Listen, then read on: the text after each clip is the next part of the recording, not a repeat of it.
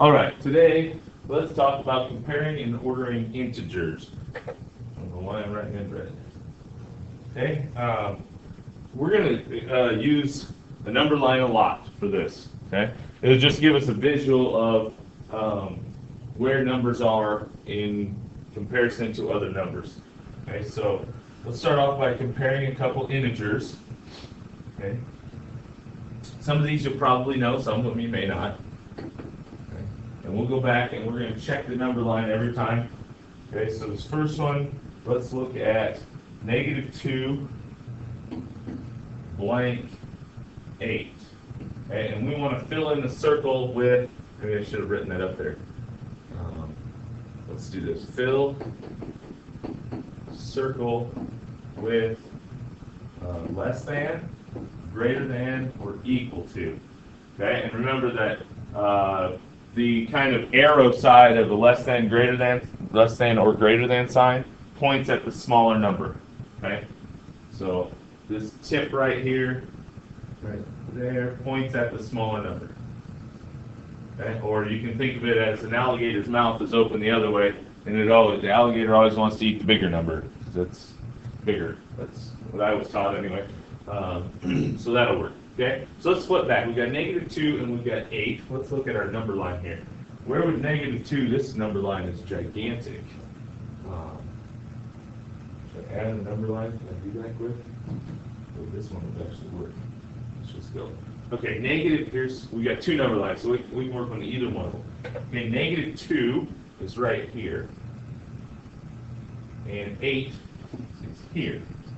Okay, and just like we're reading a book, the first things are on the left, and the things that are later come on the right. Okay, we read left to right. Our number line also goes left to right. So the farther left you are, the smaller the number. The farther right you are, the bigger the number. So which number is the bigger of the two, or the question could be which number is the smaller of the two. Doesn't matter which way you ask the question, your answer should turn out to be the same. -2 is the smaller of the two in this case. Okay, so I can take the less than sign, this one, and point it at the 2. Okay, because -2 is less than 8. Okay, let's check one more of those. And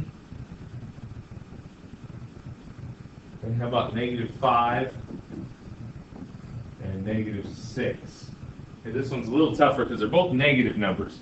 Most of the time we have a good sense of if one number's negative and the other number's positive, that the negative number is going to be less, because negative number to us a lot of times represents debt.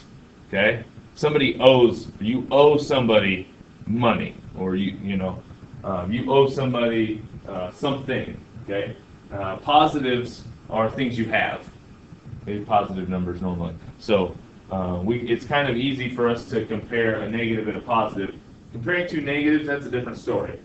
Okay, we haven't been around this as much. Okay, so we're going to go back and look at the number line here. -5 and -6 are our numbers. Okay, let's go in blue here. So we're working with blue, -5 and -6. Okay, well, -6 is farther to the left, so that one must be less than -5. Okay, so -6 must be less than -5. So I need the symbol that kind of has an arrow pointing at the lesser of the two numbers. Okay, and that would be this one, and that's the greater than symbol. And the reason we call that one the greater than symbol and the other one the less than symbol is the way we read it from left to right. Okay, on A, we read this one, -2 is less than 8, so we need a less than symbol in there to be able to read it that way, because we're reading left to right. On B, we have -5 is greater than -6, and so that's why that one's called the greater than symbol, because of the way we read them. We normally read left to right. Now, you could read these the other way. Okay? On A, you could say 8 is, and since the symbol has the open mouth to the 8, we would say greater than. So 8 is greater than -2, and that is also correct. And on B, you could go over and start with the -6. And since it's kind of an arrow pointing to -6, you can say -6 is less than -5. Okay?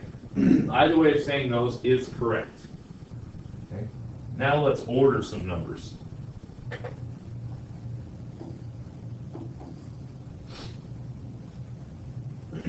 Okay, I'm just going to list some numbers, and we have to put them in order from least to greatest.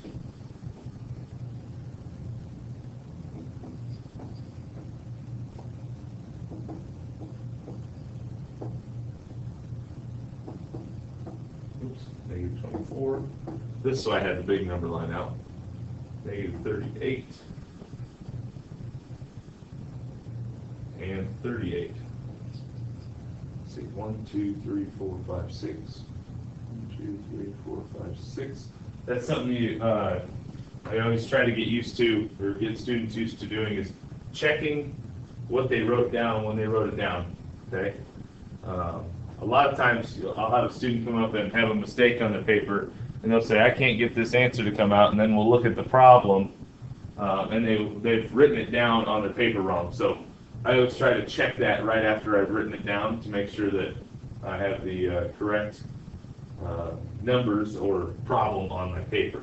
Okay, in red, let's go back to the number line. Let's graph the first two, and then we'll come back and get two at a time.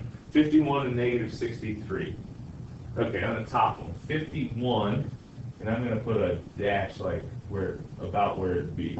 51 and negative 63, I believe is the other one. Negative 63. Okay, hopefully that is big enough. Now let's go back over here. We've got 49 and negative 24. 49, I might have to go up above with some of these. 49, and I don't even remember. I think it's negative 24, yes. Negative 24. So here's negative 10, there's negative 30, so it must be in between here, almost halfway. Negative 24. Back, let's grab the other two. Negative 38 and positive 38. Oh, that's easy to remember. Negative 38 is down here by negative 40.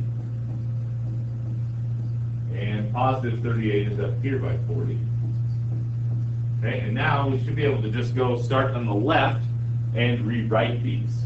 Okay, we have negative 63, negative 38. Okay, so let's go back over here. Negative 63, negative 38, and then back over to our number line. Negative 24, then 38.